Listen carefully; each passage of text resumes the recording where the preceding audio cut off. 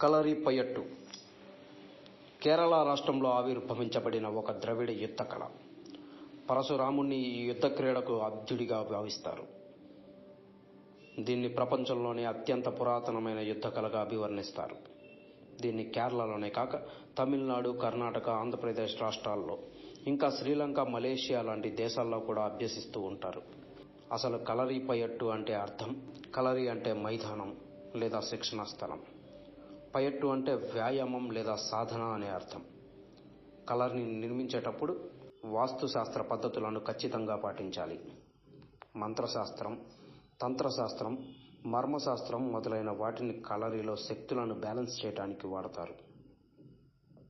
భారతదేశంలోని ఇతర కళారంగాల్లాగానే ఇది కూడా మానవుని ఆధ్యాత్మిక ఉన్నతికి, ఆత్మ సాక్షాత్కారానికి దోహదపడుతుంది.